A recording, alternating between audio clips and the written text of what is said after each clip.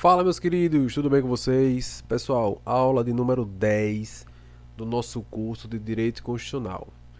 Direitos e deveres individuais e coletivos, parte 6, certo? Então, já chegamos aqui na metade dos incisos do artigo 5º, tá? O artigo 5º é um artigo muito extenso, porém ele é muito importante. Ele é muito cobrado em provas de concurso aí das carreiras policiais, certo? Então, o que é que eu recomendo que vocês façam? Além de vocês assistirem às aulas, tenham pelo menos impresso o artigo 5º da Constituição. Ou melhor, imprimam a Constituição Federal, certo? Para vocês analisarem todos os artigos, todos os incisos e todas as alíneas e grifando os pontos principais. É muito importante. Eu, na minha preparação, eu fazia muito isso, tá? Todos os dias eu abria lá o artigo 5º da Constituição e lia aí pelo menos uns 10 ou 15 incisos, certo? E, obviamente, quando eu estudava, através de apostilas ou de videoaula, eu pegava aquele artigo 5º já impresso, né? E adicionava ali as informações, tá? Então façam isso porque ajuda muito, não só no entendimento de cada inciso, como também para vocês memorizarem a letra da lei. Porque independentemente da banca, né, se vier uma banca CESP que cobra muita doutrina, esse curso aqui ele é mais do que completo, tá? Porque a gente vai pegando aqui cada inciso e vai destrinchando todos eles. Se for a letra da lei, o curso também, né, o nosso curso, ele ajuda bastante, porém, vocês têm que fazer o papel de vocês em casa, né, nas folgas, né, de simplesmente ir lá lendo cada inciso e grifando os principais tópicos, certo? As principais informações. Por quê? Porque se for uma banca que cobre a literalidade da lei, vocês vão ter que gravar, vão ter que memorizar a letra da lei, né? Como a banca IBFC, que foi a banca que aplicou a prova 2018, ela cobra o quê? A literalidade. Então você tem que saber de fato a literalidade dos artigos e dos incisos, porque geralmente eles modificam, né, uma palavrinha para poder invalidar a questão, por exemplo, certo? Então, toda vez que vocês forem assistir às nossas aulas, tenham em mãos a Constituição impressa, para que vocês façam aí as devidas anotações, para vocês irem grifando os principais pontos de cada artigo e de cada inciso, certo? Então nós vamos para a nossa vinheta e na volta vamos dar continuidade aos direitos e deveres individuais e coletivos, parte 6 da nossa aula de número 10. Beleza, galera? Então vamos para a nossa vinheta e até já. Cabra safado, metido a maconheiro, a gente pega ele. Bom, inciso 41. Vamos lá. O inciso 41, ele nos traz a informação de que a lei punirá qualquer discriminação atentatória dos direitos e liberdades fundamentais, tá? Então, o inciso 41 ele é muito claro, né? Então, qualquer discriminação atentatória aí aos seus direitos e liberdades fundamentais, existirá aí uma legislação, uma lei que vai punir aquele cidadão que não cumpra, né, com os requisitos direcionados aí ao respeito, né, aos direitos e liberdades fundamentais do próximo, certo? O inciso 42 nos traz a seguinte informação: a prática do racismo, e aqui costuma despencar em prova, viu? Constitui crime inafiançável. Aqui costuma despencar em prova, tá, pessoal? E imprescritível. Racismo, grave informação aí, racismo constitui crime inafiançável e imprescritível, sujeito à pena de reclusão. Outra informação muito importante aí, nos termos da lei. Aqui, o crime de racismo, ele é o crime que traz aí que traz aqui como pena, né, a reclusão, que é o regime fechado. Inicialmente, ele é regime fechado, ou seja, é mais grave, né, a pena é mais dura do que a pena de detenção. A pena de detenção, inicialmente, ela poderá começar no regime semiaberto, ou seja, são crimes mais brandos, né? Já o crime de racismo, não. Ele já inicia com a reclusão, ou seja, regime fechado. Outra característica é que ele é inafiançável, ou seja, não há fiança. Então, se você for preso, você vai preso valendo. Não tem um valor que o delegado, que o juiz vai lá colocar para você como fiança para você responder liberdade. Não, não existe. Ele é inafiançável. E o outro é que ele é imprescritível. Ou seja, existe, alguns crimes existe ali a prescrição. Ou seja, o Estado ele tem um determinado período para poder aplicar aquela sanção em cima do indivíduo que praticou um determinado crime. No caso de racismo, o Estado ele pode passar 5, 10, 15, 20 anos para poder julgar e condenar aquele cidadão que praticou o crime de racismo. Tá? É um crime que não prescreve, ou seja, o Estado, por mais que ele demore, ele vai chegar um momento que ele vai aplicar essa pena, certo? Então, as duas características do crime, as três do crime de racismo é que o crime ele é inafiançável, ele é imprescritível e sujeito à pena de reclusão, tá? Gravem essas informações. O inciso 43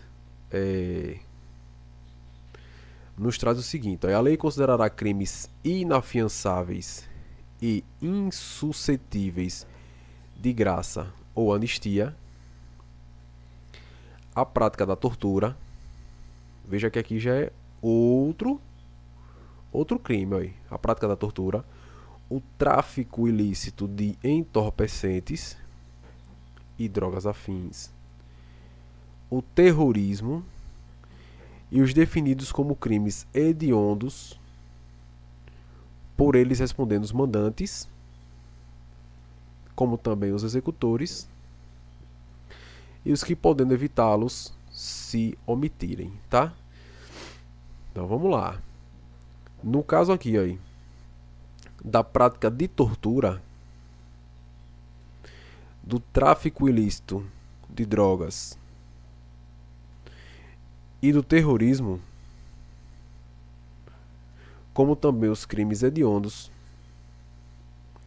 serão aí considerados como os crimes inafiançáveis, ou seja, não terá ali como o benefício, né, a fiança, o pagamento de fiança, para que o cidadão responda aí em liberdade, como também será insuscetível de graça ou anistia, ou seja, o presidente da República ele pode, né, anistiar o cidadão que cometeu esse tipo de crime aqui. Não pode, tá?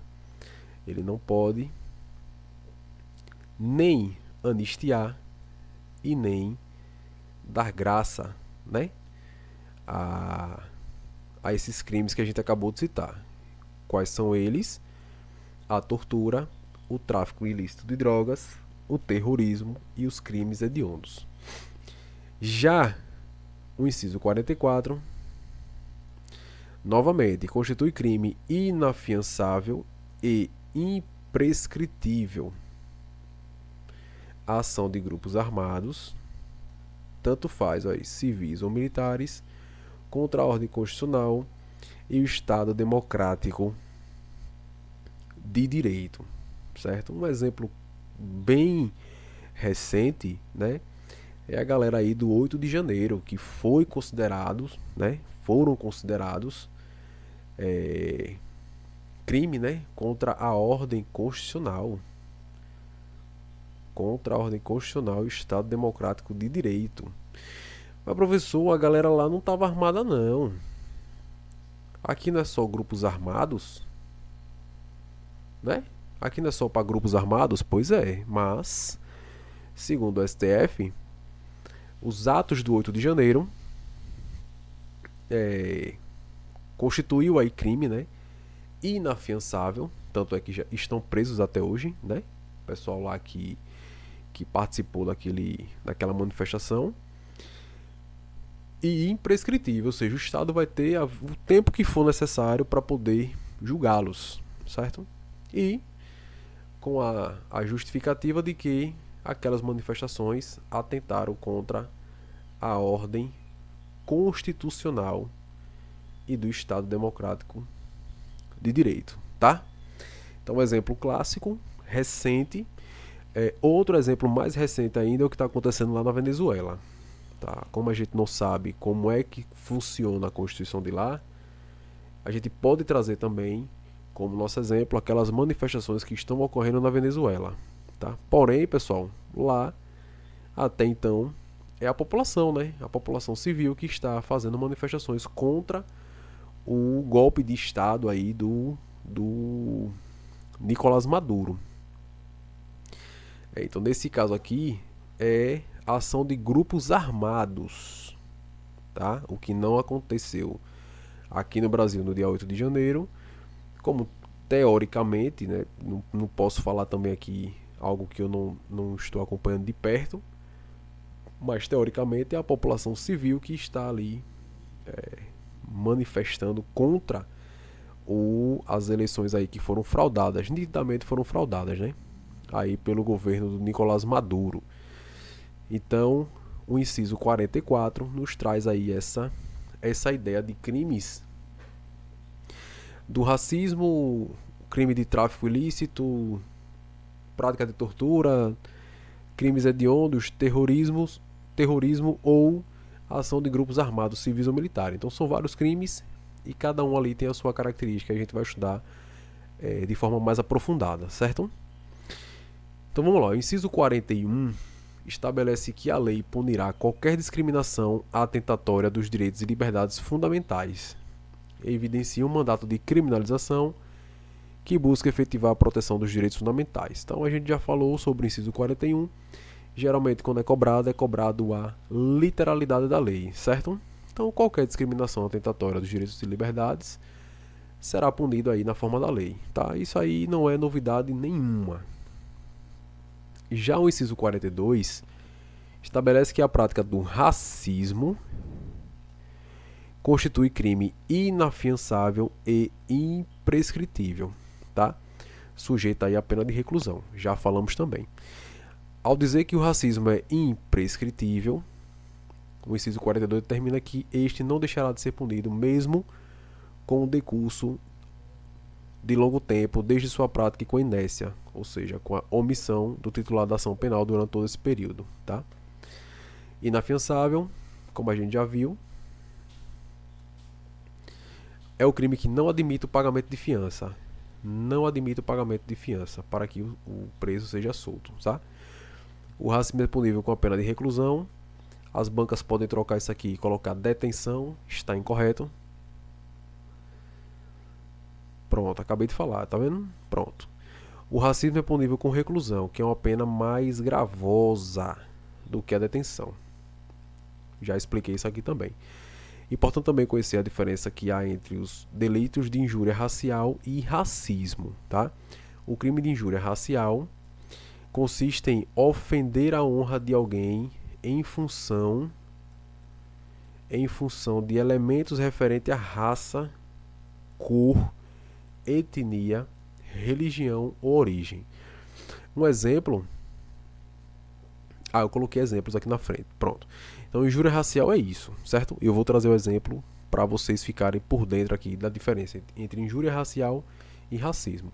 Já o racismo ele atinge uma coletividade indeterminada de indivíduos, discriminando toda uma raça. Então atente-se que o crime inafiançável e imprescritível é o de racismo e não o de injúria racial, tá? Inafiançável e imprescritível é o crime de racismo, tá? Não confundam. E aí eu vou trazer aqui 2 exemplos que eu pesquisei para quem acompanha aí o futebol, né? E para as concurseiras que não acompanham, mas é fácil, eu coloquei até o site aqui, ó, para caso vocês tenham interesse aí de buscar, né? Na internet. Trouxe o site aqui, os dois, um é o G1, muito conhecido, né? g1.globo.com, e outro é o meionews.com. Então veja aqui 2 situações. Torcedora gremista que chamou o goleiro Aranha de macaco. Aqui, ó. Mudou a aparência. Aqui tem o nome dela que eu não coloquei para resguardar aqui também o nome da cidadã, né? Foi indiciada por injúria racial. Veja que aqui ela não foi enquadrada aí pelo crime de racismo por injúria racial. Por quê? Porque ela ofendeu uma determinada pessoa, tá? Ela ofendeu quem? O goleiro da Ponte Preta, o grande goleiro Aranha, na época, goleiro da Ponte Preta, tá? Então, ela foi indiciada por crime de injúria racial após ser flagrada pela TV, né, que estava lá mostrando, né, a partida, certo? E o exemplo 2, o torcedor que atirou banana para o jogador Daniel Alves, ele é também punido. Esse caso aqui aconteceu na Espanha, que costuma aí, né, ter várias situações aí, principalmente agora recente com o Vinícius Júnior, né? Então os espanhóis eles costumam aí praticar sempre esse crime aí de injúria racial com jogadores. Aqui foi jogador brasileiro, né, Daniel Alves, agora recente com o Vinícius Júnior. Então eu não sei se é um problema que eles têm com os brasileiros, né? Ou se é porque de fato eles têm aí esse hábito, né? Hábito horrível. Para mim, o crime deveria ser muito mais gravoso, a pena deveria ser muito mais gravosa do que apenas a de inafiançabilidade e da imprescritibilidade. Mas, enfim, é o que está disponível para hoje, né? Então, o ato de racismo na Espanha, e aqui eu vou grifar para vocês, tá?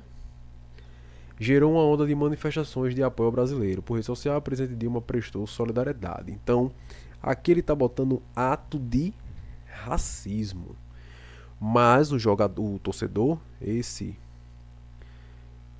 torcedor, né, que se diz torcedor, vou colocar aqui até entre aspas mesmo, que isso aqui não é torcedor, isso aqui é um bandido, do meu ponto de vista.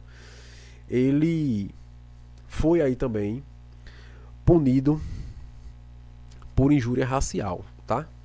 Também foi punido com injúria racial, que é o que está previsto na legislação brasileira, certo? Trouxe 2 exemplos aqui para vocês entenderem a diferença entre racismo e injúria racial. E um exemplo de racismo, bom, imagine uma empresa que não contrata, por exemplo, pessoas da raça negra, né?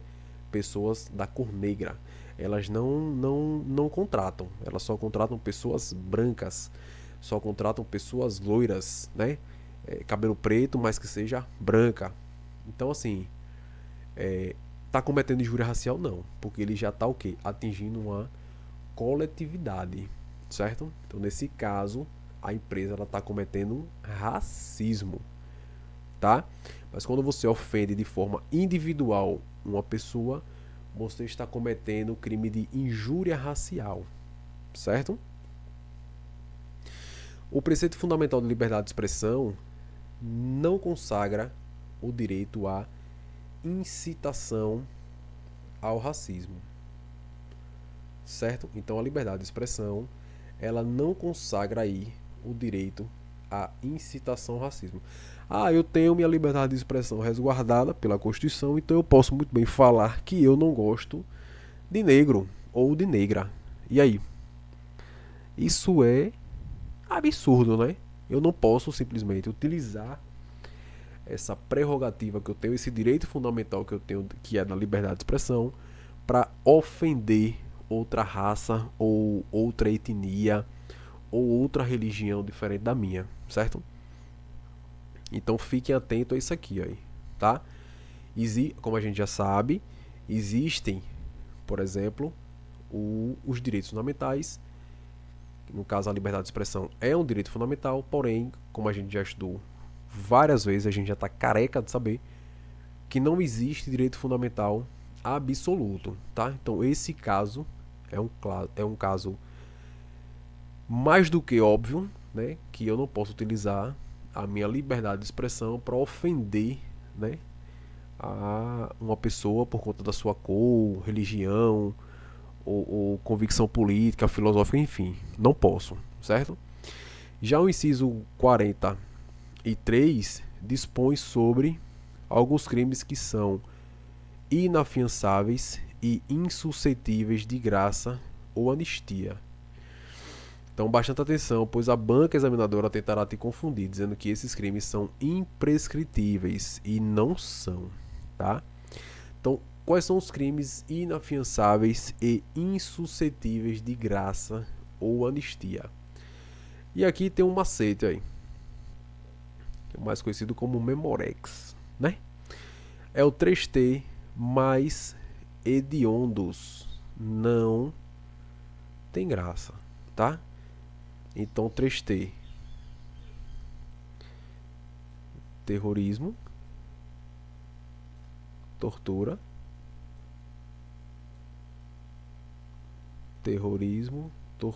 e tráfico. Terrorismo, tortura e tráfico. Tráfico ilícito de drogas, né? Mas os crimes hediondos não tem o que? Graça ou anistia. Veja que são inafiançáveis e insuscetíveis de graça ou anistia. Esses aqui, aí, são 3 mais 1, 4. São inafiançáveis e insuscetíveis de graça ou anistia, tá? Eles podem trocar dizendo que são imprescritíveis. Não é. Esses crimes aqui, aí, eles podem aí prescrever segundo a nossa Constituição, tá?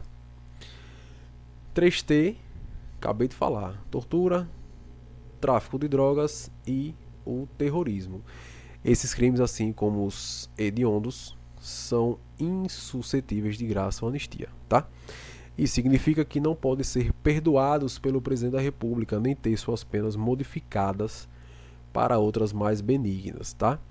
Então, como a gente já viu aqui, também são inafiançáveis, ou seja, não tem aí como direito resguardado a fiança, né, para que seja aí respondido em liberdade.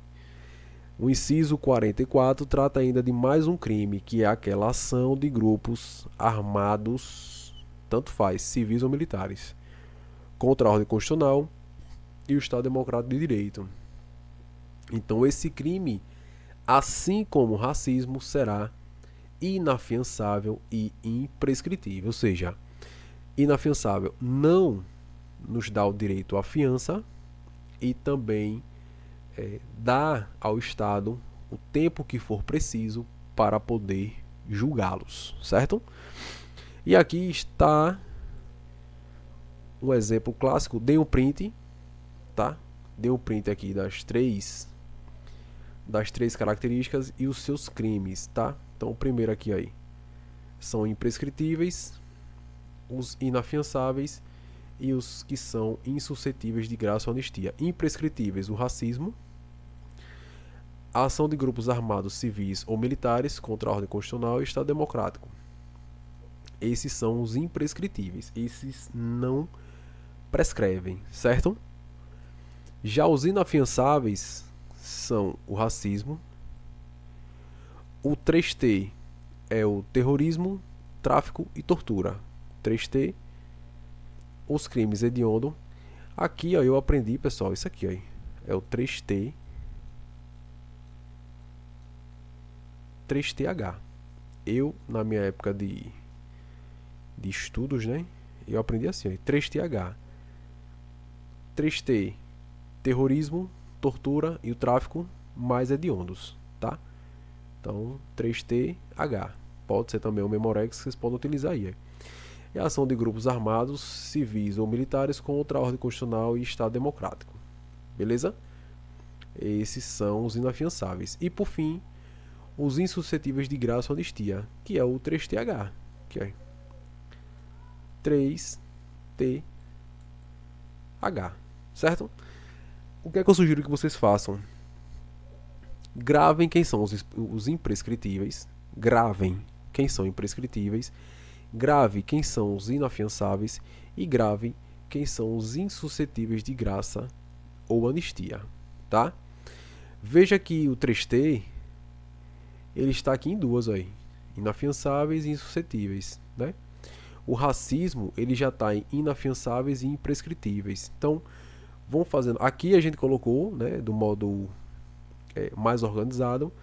Porém, no caderno de vocês coloquem aí de acordo com que de acordo com o que for mais benéfico para vocês, né? De forma mais clara, para que vocês entendam aí a diferença dos três, certo? Vamos lá. Duas questõezinhas: a tortura e a ação de grupos armados contra a ordem constitucional são crimes inafiançáveis e imprescritíveis. A tortura e a ação de grupos armados contra a ordem constitucional são crimes inafiançáveis e imprescritíveis. E a segunda, a prática do racismo constitui crime inafiançável e imprescritível, sujeito à pena de detenção. E aí, pessoal, tentem aí.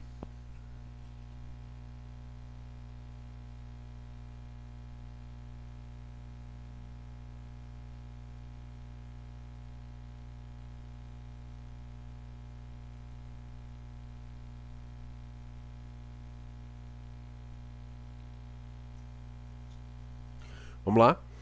Bom, pessoal, a primeira questão, como a gente já tinha comentado, né? Tem que gravar cada uma daquelas características. Eu acho que é melhor do que gravar o crime em si, né? Vamos lá, tortura e ação de grupos armados contra a ordem constitucional são crimes inafiançáveis e imprescritíveis, tá? A tortura, pessoal, ela é, de fato, ela é inafiançável, tá? De fato, ela é inafiançável, mas ela é imprescritível? Não. Não é imprescritível. Ela é insuscetível de graça ou anistia.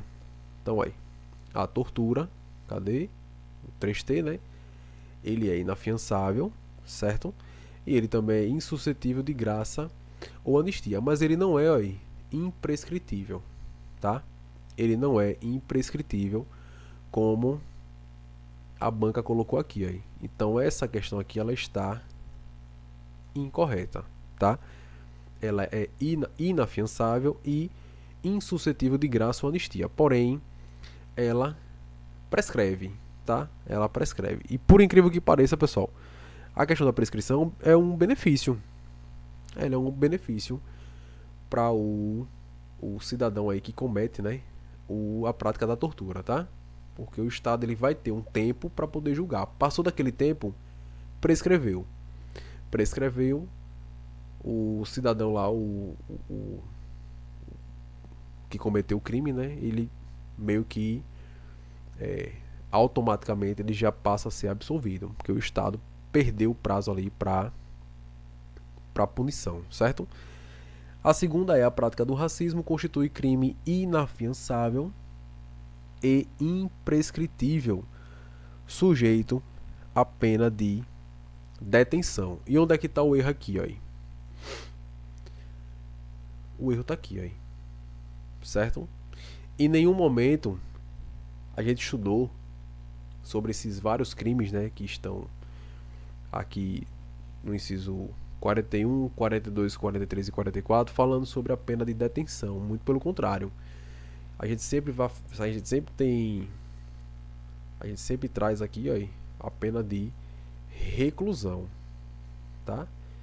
A gente traz a pena de reclusão, que é o regime mais gravoso, né? O cara já começa aqui em regime fechado, né? E detenção não, detenção é uma pena mais branda, o cara já começa aí no regime semiaberto, tá? Então, nesse caso aqui a questão está incorreta porque ele tirou o nome ele tirou reclusão e colocou detenção, e aí invalidou a assertiva, certo?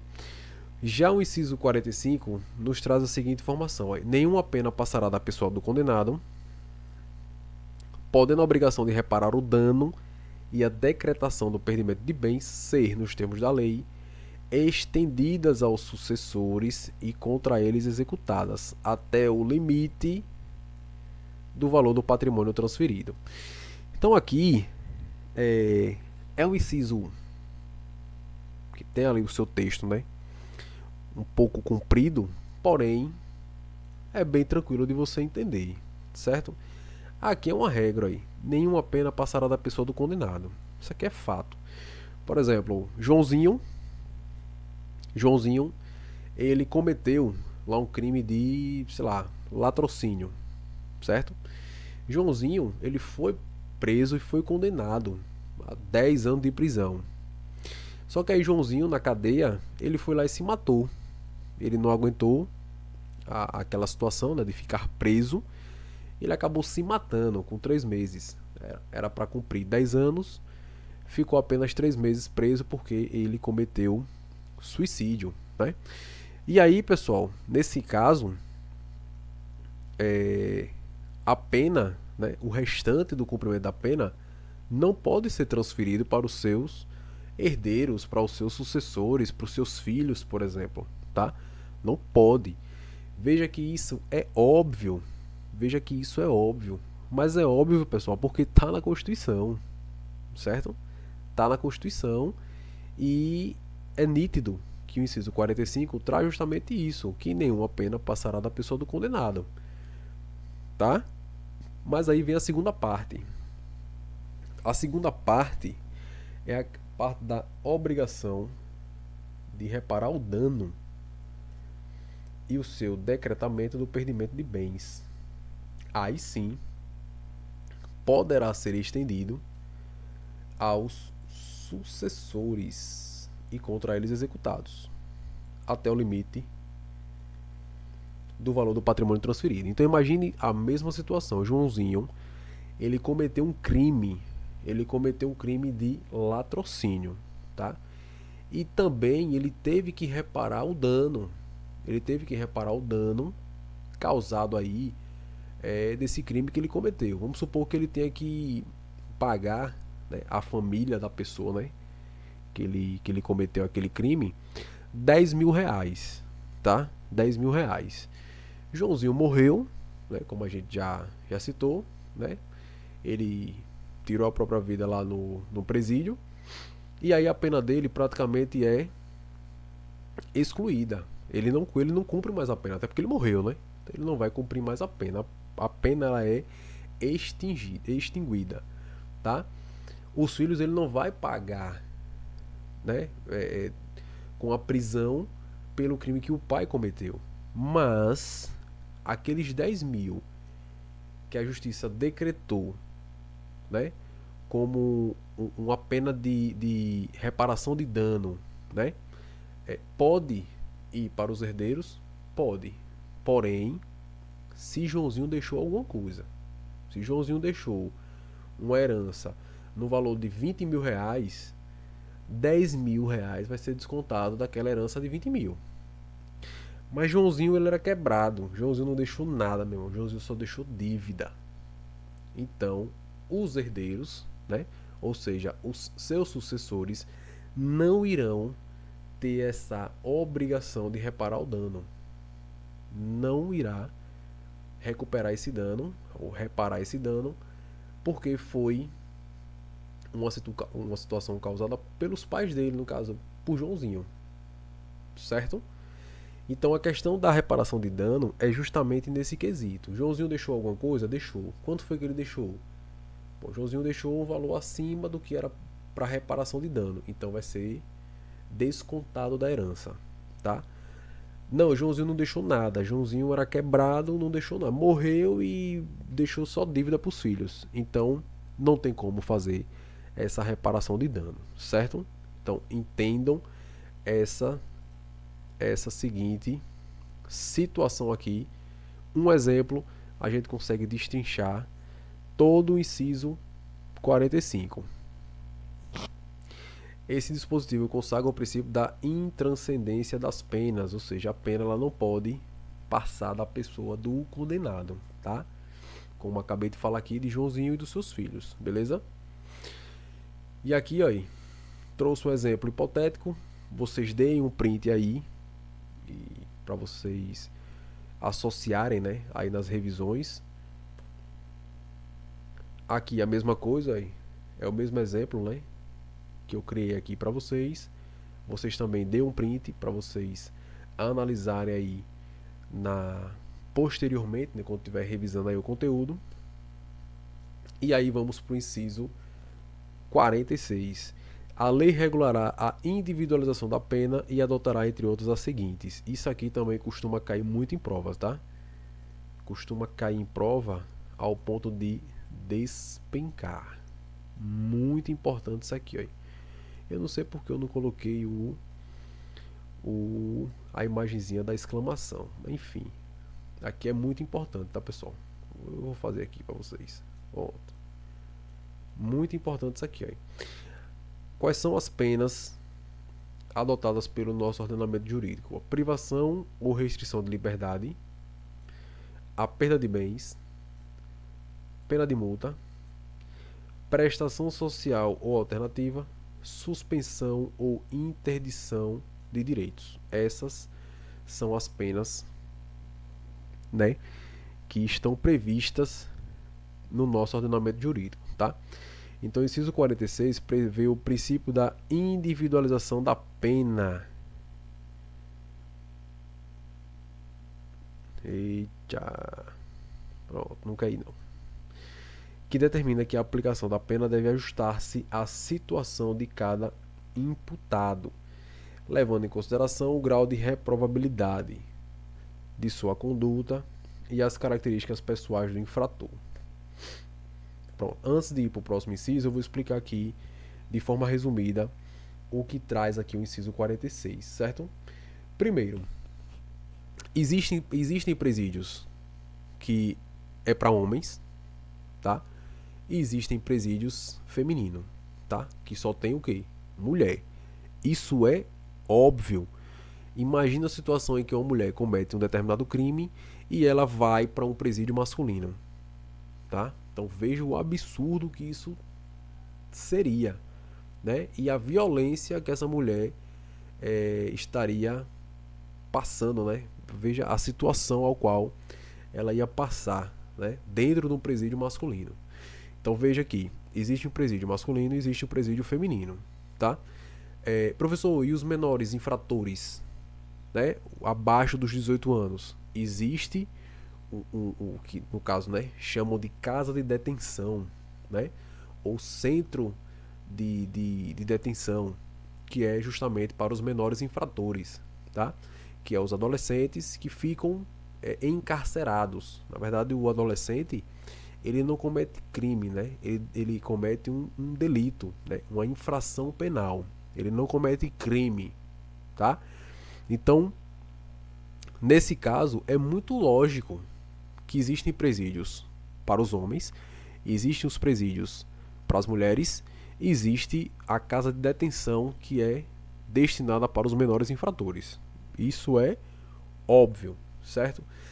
Mas existe também uma segunda triagem. Que triagem é essa? Imaginem vocês que tem lá um presídio e existe uma cela onde está lá misturado o traficante, o homicida, e está o cara que atrasou a pensão alimentícia, tá? Existe a possibilidade de vocês colocarem todos esses infratores em um mesmo ambiente? É óbvio que não. É óbvio que não.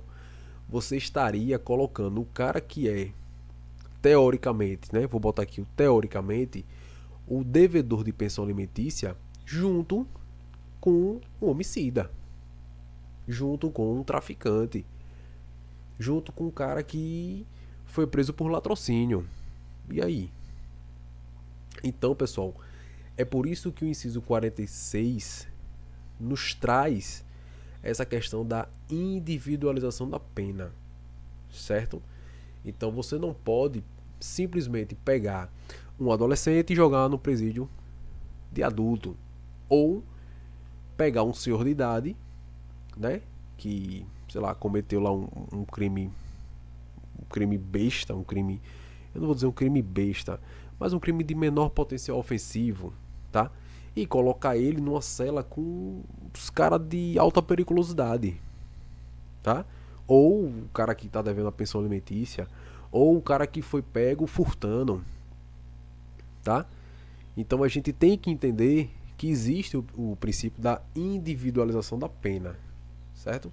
Ou seja, a pena deverá ser ajustada à situação de cada indivíduo, certo? Levando em consideração o quê? O grau de reprovabilidade e as características pessoais do infrator, tá? Então, acontece muito e já aconteceu muito, hoje nem tanto, mas já aconteceu muito de você pegar, por exemplo, um estuprador e colocar no presídio, ou colocar dentro de uma cela com uma galera assim, barra pesada. Barra pesada. E aí você já sabe o que acontece com aquele cara que é estuprador, né? Então ele vai passar por todo tipo de tortura, todo tipo de violência que vocês imaginarem. Então nesse caso, hoje, existe esse cuidado, tá? Existe esse cuidado de colocar esse cara em uma cela específica junto com outros que foram presos por conta daquele crime, né? Então, justamente para não haver esse tipo de situação, tá? Então, fiquem atentos aí a essas informações porque costumam cair em prova, beleza? E aqui, ó, também cai muito em prova, tá? Não haverá pena de morte, não haverá pena de caráter perpétuo, não haverá pena de trabalhos forçados, não haverá pena de banimento e não haverá penas cruéis. Isso também costuma cair pra caramba em prova, principalmente o da linha A, certo? Não haverá pena de morte. Essa é a regra. Essa é a regra. Existe a exceção, e a exceção é essa daqui, ó.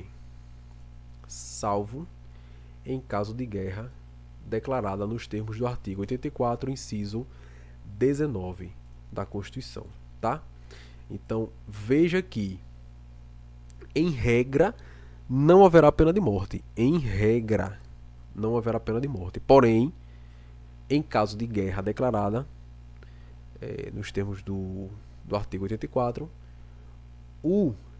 né, entre aspas, o traidor da pátria, ele poderá sofrer aí, né,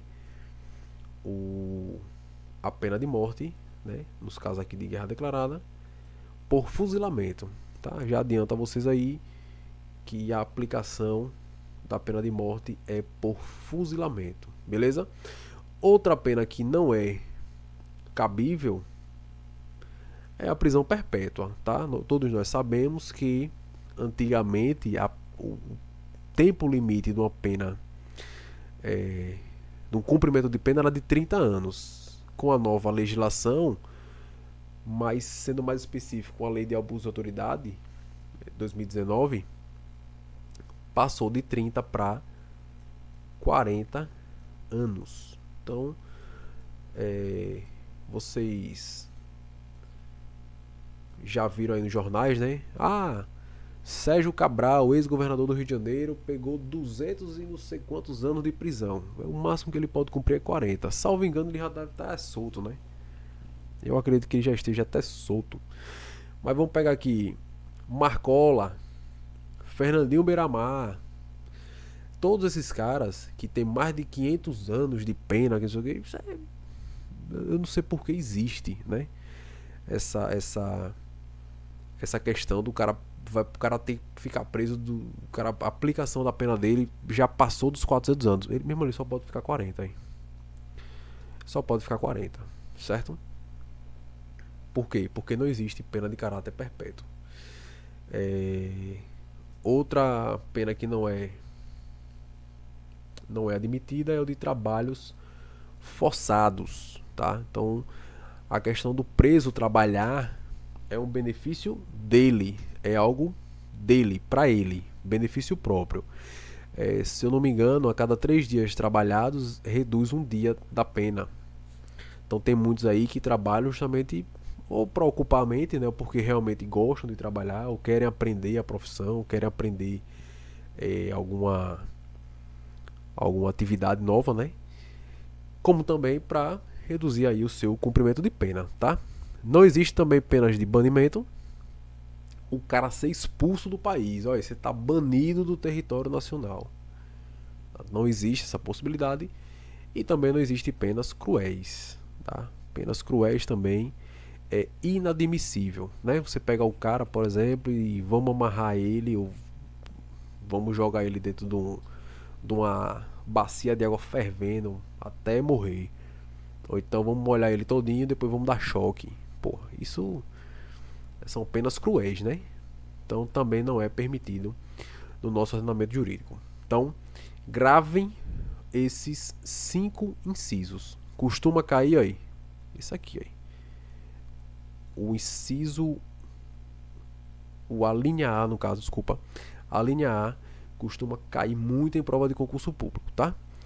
Vamos lá. O artigo 5º, inciso 47, estabeleceu um rol exaustivo de penas inaplicáveis, certo? No ordenamento jurídico brasileiro. Trata-se de verdadeira garantia da humanidade atribuída aos sentenciados, impedindo que lhes sejam aplicadas penas atentatórias à dignidade da pessoa humana, tá? Professor, discordo. Professor, concordo. Professor, isso não vem ao caso. Não vamos entrar no mérito da discussão, até porque a gente tem que estudar o que está na Constituição, que é o que vai ser cobrado em prova, certo? As bancas, elas costumam cobrar o seguinte, aí, que a pena de morte ela não é admitida em nenhuma situação. Então, veja que caso a banca coloque isso aqui, aí, está incorreta, certo? A pena de morte ela pode sim ser aplicada na hipótese de guerra declarada, tá? Nessa situação aqui ela poderá ser aplicada sem problema nenhum, beleza? E aqui a gente está falando sobre a pena de banimento, né, que insiste em impor ao condenado do território a retirada do território, né? Ou seja, é a expulsão do nacional, né? Cabe destacar que a pena de banimento não se confunde com a expulsão de estrangeiros no Brasil. Então não confunda aí, certo?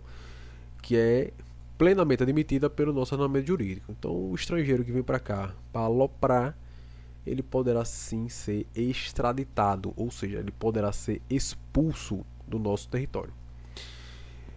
No que concerne a pena de caráter perpétuo, né, como eu já falei, passou aí para 40 anos, tá? Então tá aí. Questãozinha. Em nenhuma circunstância haverá penas cruéis ou de morte ou de caráter perpétuo, e aí no caso 30 anos, o tempo limite, e também de trabalhos forçados e de banimento. E aí, pessoal, o que é que vocês acham?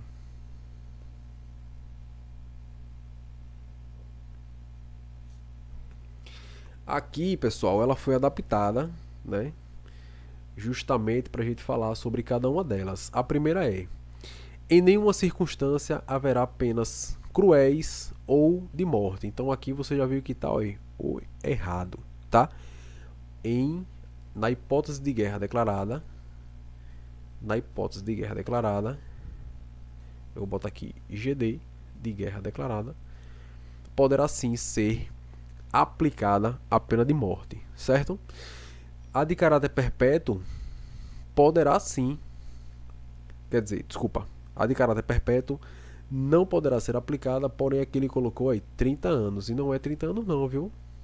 Mudou, foi para 40, tá? A pena agora mudou de 30 para 40 anos, certo? O tempo limite passou de 30 para 40, como também de trabalhos forçados e de banimento. Então, quando ele fala que em nenhuma circunstância haverá pena cruel, tá certo. De caráter perpétuo, tá certo, porém os 30 anos tá errado, foi para 40. De trabalhos forçados e banimentos também tá certo, porém de caráter a pena de morte ela é admitida nos casos de guerra declarada, certo? Então se atentem aí a essas informações em que nos traz, né, aí o entendimento completo aí desses incisos. Então a questão está incorreta, certo? E aqui, de forma resumida, quais são as penas vedadas e quais são as penas admitidas. Então, as penas vedadas, a pena de morte. E aqui, aí, vou botar de novo o asterisco porque ela costuma cair muito em prova, certo? A de caráter perpétuo, não existe prisão perpétua. O limite aqui é de 40 anos, vou colocar de novo. Não existe pena de trabalho forçado, não existe pena de banimento e não existe pena cruel, beleza? Penas admitidas, privação ou restrição de liberdade, isso a gente sabe, e aí pode ser detenção, reclusão, perda de bens, pena de multa, prestação social alternativa, que geralmente a galera que usa droga, né? O famoso NOIA, né? Ele pode aqui aí pagar uma pena aí, né, de prestação social alternativa, suspensão ou interdição de direitos, também aí é admitido no ordenamento jurídico, certo? Nós vamos dar a nossa primeira pausa para não ficar muito longo a nossa videoaula, e aí na volta a gente continua aí falando sobre os incisos 50, aqui o 48 e o 49, certo, galera? Então, na volta, na segunda parte da aula número 10, a gente dá continuidade aqui ao nosso conteúdo, beleza? Tamo junto, valeu!